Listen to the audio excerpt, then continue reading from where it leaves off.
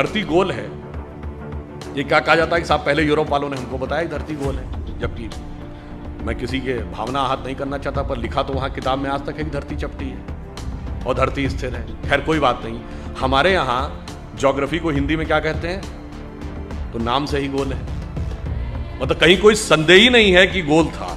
दूसरा, आपने वाराह अवतार देखा होगा, तो वाराह के दांत में फंसी हुई धरती गोल है कि चौकोर है, तो सदैव से गोल है। उसके बावजूद हमें समझाया जाता है कि गोल धरती है, ये उन्होंने हमको बताया।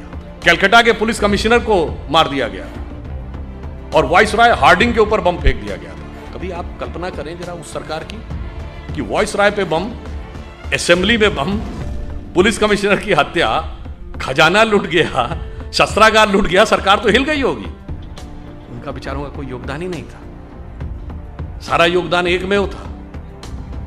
तो मेरे विचार से सारा योगदान उनका था, जिन लोगों के जो काला पानी सह रहे थे उनका योगदान नहीं था, जिन्हें कोल्हू में बैल की तरह जोत दिया गया उनका योगदान नहीं था, जो जेल में रह रहे थे पर जलवे से रह रहे थे, जो किताब भी लिख रहे थे, सेक्रेटरी भी उनके साथ था और एक नहीं 3-3 4-4 किताबें लिखी, जिनके वाइसराय के साथ अत्यंत मधुर पारिवारिक संबंध थे, वो संघर्ष कर रहे थे। ऐसा अद्भुत इतिहास जो हमारे यहां बताया गया है। तो एक बार मुझे याद है कि एक टीवी डिबेट हो रही थी, तो उसमें यह हुआ कि अमेरिका ने मदद पाकिस्तान को रोक दी। तो वो पाकिस्तान की तरफ से एक पत्रकार महोदया बैठी थी, उन्होंने कहा जी आपको मदद की ज़रूरत होगी, हमें मदद की ज़रूरत नहीं है। तो हमने कहा जी हम अमेरिका से क्या लेते हैं ये इंपॉर्टेंट नहीं है, हम अमेरिका को क्या देते हैं। तो जैसा कि अभी वो बता रहे थे, गूगल का चीफ हमारा है, माइक्रोसॉफ्ट का चीफ हमारा है, पेप्सी की चीफ इंदिरा नूई इंडियन है, इससे पहले मास्टर कार्ड का चीफ इंडियन रह चुका है, सिटी बैंक का चीफ इंडियन रह चुका है, इतनी बड़ी बड़ी ग्लोबल कंपनीज के चीफ हमारे हैं। मैंने कहा आपके यहाँ भी बहुत सारे चीफ हैं, लश्कर तैयबा का चीफ है, जैश ए मोहम्मद का चीफ है, अलकायदा का चीफ होता है। मैंने कहा इतना बड़ा अंतर है कि हम 75 साल में कहाँ पहुँचे हैं कि अमेरिकन मल्टीनेशनल्स भारत में आती हैं टैलेंट हंट के लिए और अमेरिकन फौजें पाकिस्तान में जाती हैं टेररिस्ट हंट के लिए। कभी ओसामा बिन लादेन मारा जाता है एबटाबाद में, तो कभी पाकिस्तान के बॉर्डर पर अमन अल जवाहिरी मारा जाता है।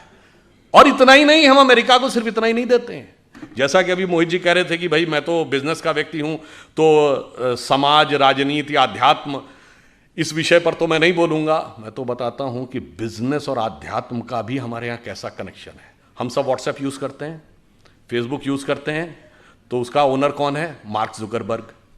जो लोग आईफोन यूज करते होंगे पता होगा कि एप्पल का फाउंडर कौन था? Steve jobs. अब ये मार्क जुकरबर्ग ने खुद कहा कि एप्पल के फाउंडर स्टीव जॉब्स ने उनसे कहा था कि अगर जिंदगी में कभी इतना बुरा वक्त आ जाए कि तुम्हें लगे कि तुम्हारा कॉन्फिडेंस ही खत्म हो गया है, पूरी तरीके से हताश हो गए हो, तो ऐसा करना, भारत में जाना, वहां नैनीताल जिले में कैची में नीम करोरी बाबा का एक आश्रम है, वहां जाके तुम्हें एक नई ऊर्जा मिलेगी। और मार्क जुकरबर्ग ने कहा कि मैं आया, वो दौर जब आया और मुझे एक नया कॉन्फिडेंस मिला और जाके फिर मैंने नए सिरे से यह रचना प्रारंभ की। तो हम बिजनेस के साथ साथ हम यह भी देते हैं, तभी हमने कहा कि हम सोने की चिड़िया के साथ साथ जगत गुरु भी बनेंगे, यही हमारा भवितव्य है। परंतु इस अमृत काल से पहले हमें यह भी समझना होगा कि अमृत तो बाद में आता है, सागर मंथन में विष पहले आता है। बहुत सारा विष हमारे दिमागों में भरा हुआ है। जो अभी उल्लेख किया गया कि प्रधानमंत्री जी ने 5 प्रण कहे, तो पहला प्रण क्या था कि हमें विकसित राष्ट्र बनना। अब छोटी मोटी बात नहीं सोचनी, जिसके विषय मैंने बताया। दूसरा प्रण क्या था? गुलामी की हर चीज को छोड़ना है। और यह बात उन्होंने ऐसे ही नहीं कही।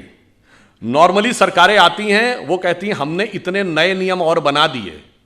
हमारी सरकार ने पिछले 8 साल में 1500 से लेकर 1800 पुराने नियम समाप्त कर दिए, जिनकी कोई जरूरत नहीं थी। और कैसे कैसे नियम? एक बार अमित शाह जी ने मुझे बताया कि जब वो गुजरात के गृह मंत्री थे, तो 1965 के युद्ध के समय क्या होता था कि पाकिस्तान अपनी तरफ से गुब्बारों के द्वारा कुछ पैम्फलेट्स भारतीय क्षेत्र में छोड़ देता था। उनका कहना था 2001 तक उसकी रिपोर्ट बन के आती थी कि इस हफ्ते कोई गुब्बारा या उसके द्वारा कोई पैम्फलेट भारत के क्षेत्र में नहीं लाया गया और उसके लिए भी ड्यूटी लगी रहती थी। ये उदाहरण है कि कितने रिडंडेंट यानी कालबाह्य नियम भी थे, उन सबको समाप्त किया। उसके बाद आगे बढ़े तो जो पुरानी चीजें हैं रिडंडेंट हो गई हैं, उनको समाप्त करने की भी जरूरत थी।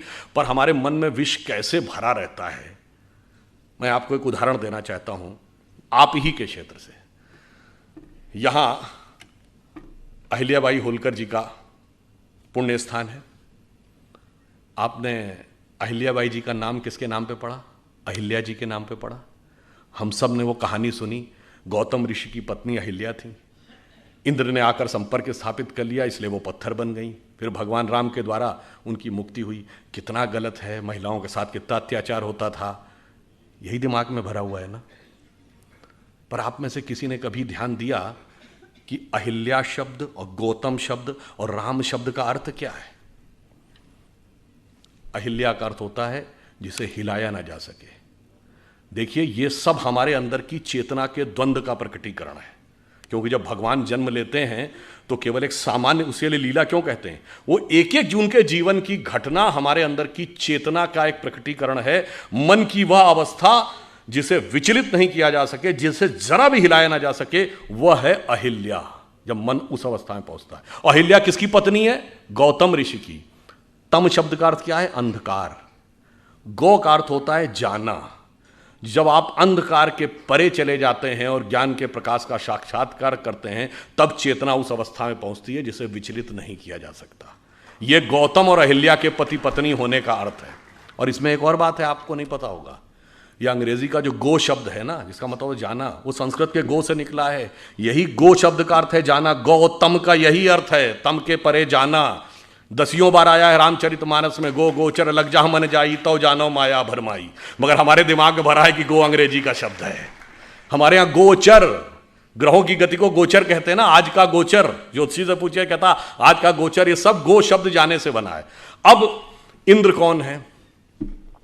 इंद्र शब्द का अर्थ जानते क्या है? बहुत बार हम लोगों ने सुना, खूब हमारे यहाँ कहानियों में है कि जैसे ही कोई एक ऋषि तपस्या करने लगा तो इंद्र ने जो है अपना अप्सराएं भेजकर उसकी तपस्या भंग करने का प्रयास किया, क्योंकि इंद्र का आसन डोलने लगा। इसका क्या अर्थ है?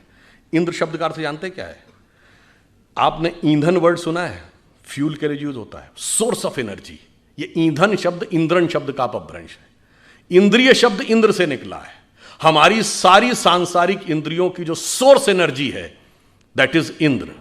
और जब कोई तपस्या करता है तो इसका अर्थ क्या हुआ? वो इंद्रियों को कंट्रोल करने की कोशिश करता है, तो इंद्र का आसन डोलता है, यानी इंद्रियों की सत्ता कमजोर पड़ती है। तो बाय लॉ ऑफ इनर्शिया इंद्रियां सबसे ज्यादा तेजी से उसके ऊपर इनर्शिया बैक फोर्स मारती हैं। और वो सबसे ज्यादा किस पे मारेंगी? मानसिक रूप से मानेंगे, कि मन सबसे प्रबल इंद्रिय है। इसीलिए कभी आपने ध्यान ही नहीं दिया होगा कि अप्सराओं के नाम क्या? मेनका, जहां पर मन एकाग्र हो, उर्वशी, हृदय को वश में करने वाली। ये सब प्रवृत्तियां हैं जो जाकर हमारे मन पर अटैक करती हैं। तो जैसे ही इंद्रियों की शक्ति, जब आप अंधकार के परे चले गए और उसे विचलित नहीं किया जा सकता था, यदि इंद्रियों की शक्ति के प्रभाव में आ गए तो क्या हुआ? पत्थर का क्या हुआ? चेतना शक्ति का लोप हो गया। आप पदार्थ यानी सांसारिक शक्ति के रूप में रह गए। जो आध्यात्मिक चेतना थी वो चली गई। अब आध्यात्मिक चेतना दोबारा कब मिलेगी? राम शब्द का अर्थ जानते क्या होता है? हिंदी या संस्कृत में शब्द है, रम धातु से बना है, जिसका अर्थ होता है रमना। रमनते इतराम, रमणीक स्थान, रमता जोगी। यानी किसी भी चीज जिस चीज में सेटल्ड होती है उसको रमना कहते हैं। इसीलिए राम शब्द का तात्विक अर्थ है रमनते इतरामा, अर्थात वह तत्व जिसमें सारा संसार सेटल्ड है। फिर यानी वही divine element which beholds the entire universe, फिर जब उसके साथ दोबारा संपर्क होगा, that conscious energy will revive और वर्ल्ड एनर्जी विल डिसअपियर।